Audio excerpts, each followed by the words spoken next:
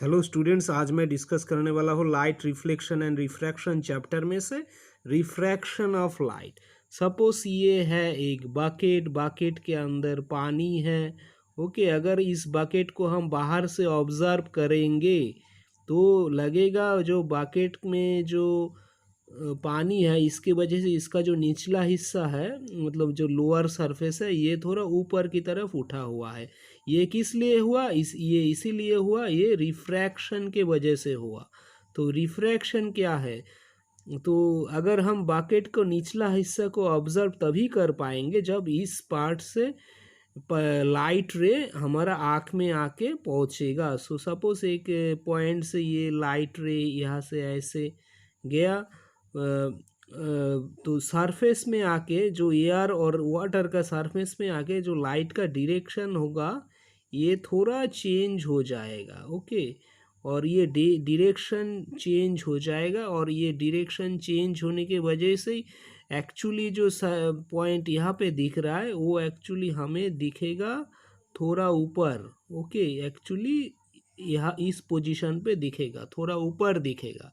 Okay, सो इसी के वजह से हम जो बकेट का नीचे वाला सरफेस है वो थोड़ा ऊपर देखते हैं। तो इस फिनोमेना को बोला जाता है refraction of light. So refraction of light है जो लाइट जब एक ट्रांसपेरेंट मीडियम से दूसरे ट्रांसपेरेंट मीडियम पे जाता है, पहुंचता है, तो उसका जो दोनों मीडियम का जो इंटरफेस होता है उसमें लाइट का डायरेक्शन चेंज होता है। तो ये डायरेक्शन चेंज होने के वजह चेंज होने को फिनोमेना को बोला जाता है refraction of light.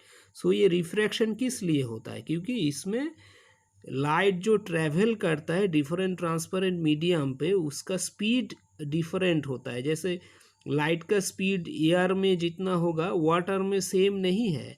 Actually light का स्पीड जो वैक्यूम होता है, वैक्यूम पे लाइट का स्पीड होता है 3 × 10⁸ मीटर पर सेकेंड, और एयर में भी लाइट का स्पीड होता है 3 × 10⁻⁻ मीटर पर सेकेंड। ये ऑलमोस्ट सेम है। ओके, सेम है, थोड़ा कम होता है एयर में, लेकिन इसको ऑलमोस्ट सेम ही माना जाता है। सो वाटर में जो स्पीड होता है उससे कम होता है, एयर में से भी कम होता है, या ग्लास, ये भी एक ट्रांसपेरेंट मीडियम है, उसमें भी जो लाइट का स्पीड है कम होता है, इससे भी कम होता है। सो ओके, सो ये स्पीड के डिफरेंस के वजह से लाइट जब एक मीडियम से दूसरा मीडियम पे जाता है तो उसका डायरेक्शन चेंज होता है, इसी को बोला जाता है रिफ्रैक्शन ऑफ लाइट। अभी हम कुछ इम्पोर्टेंट टर्म्स डिस्कस करेंगे।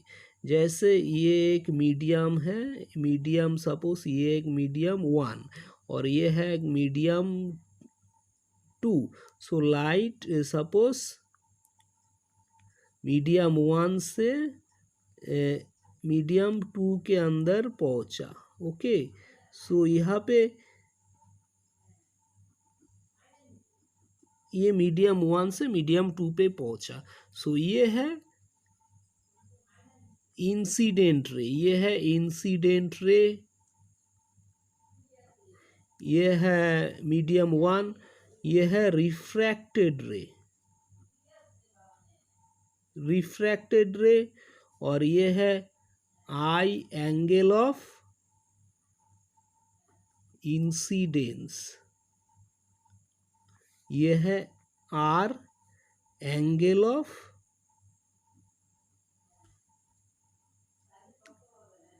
रिफ्रैक्शन। ओके, और ये है नॉर्मल, ये लाइन जो है ये है नॉर्मल, और ये सरफेस है दोनों मीडियम के बीच वाला सरफेस। सो ये है रिफ्रैक्शन फिनोमेना। ओके, सो अभी हम डिस्कस करेंगे लॉज ऑफ रिफ्रैक्शन। सो यहाँ पे क्लियरली दिख रहा है लाइट एक मीडियम से दूसरा मीडियम पे जा रहा है तो इसका डायरेक्शन चेंज हो रहा है, इसी को बोला, यही फिनोमेना है रिफ्रैक्शन। सो यहाँ पे एक इम्पोर्टेंट चीज़ है कि यहाँ पे देखा गया जो रिफ्रैक्टेड रे है नॉर्मल की तरफ थोड़ा बेंड हो गया। ओके, तो ये नॉर्मल की तरफ ही क्यों बेंड हुआ? ये तो सीधा जाके लेफ्ट में भी बेंड हो सकता था। ये नॉर्मल की तरफ इसीलिए बेंड हुआ जो लाइट, क्योंकि लाइट का जो स्पीड है जो फर्स्ट मीडियम पे है, इसमें स्पीड सेकेंड मीडियम से ज़्यादा है। Okay, first medium suppose air है, so second medium suppose water है।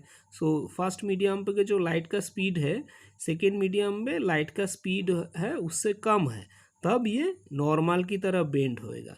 अगर सपोज लाइट सेकेंड मीडियम से फर्स्ट मीडियम पे जा रहा है तो यहाँ पे सेकेंड मीडियम पे लाइट का स्पीड ज़्यादा है और फर्स्ट मीडियम में उस सेकेंड मीडियम इस मीडियम पे तब लाइट का स्पीड कम है। ओके, सो तब ये अगर तो ये इंसिडेंट रे ऐसे होगा तो रिफ्रैक्टेड रे ऐसे जाएगा। ओके, सो ये नॉर्मल से दूर जा रहा है। ओके, सो जब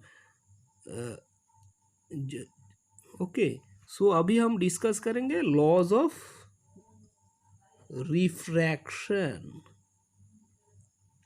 सो फर्स्ट लॉ ऑफ रिफ्रैक्शन है जो इंसिडेंट रे है, जो रिफ्रैक्टेड रे है और नॉर्मल है, तीनों एक ही प्लेन पे होगा। Okay, so incident ray, normal and refracted ray lie in same plane। और सेकेंड लॉ ऑफ रिफ्रैक्शन है जो एंगल ऑफ इंसिडेंस है। ओके, इसका साइन है, साइन अगर जो ट्रिगोनोमेट्रिक फंक्शन है, so ratio of angle of incidence and ratio of angle of refraction ये कांस्टेंट होगा। तो साइन ऑफ आई ये है sine of ratio of angle of incidence. Okay, और sine of ratio of angle of sine of angle of incidence and sine of angle of refraction is constant. So इसको बोला जाता है Snell's law. सो ये law बोला, इसको Snell's law बोला जाता है। ओके, सो यहाँ पे क्लियरली दिख रहा है जब आई का वैल्यू इंक्रीज होगा तो साइन आई का वैल्यू भी इंक्रीज होगा। ओके, सो तब ये भी वैल्यू इंक्रीज होगा, क्योंकि ये दोनों रेशियो कांस्टेंट है। तो ये अगर इंक्रीज होता है तो इसका भी वैल्यू इंक्रीज होगा, सो आर का भी वैल्यू इंक्रीज होगा। सो अगर हम यहाँ पे आई का वैल्यू इंक्रीज करते हैं सो आर का भी वैल्यू इंक्रीज होगा, क्योंकि ये रेशियो कांस्टेंट है। सो ये है लॉज ऑफ रिफ्रैक्शन।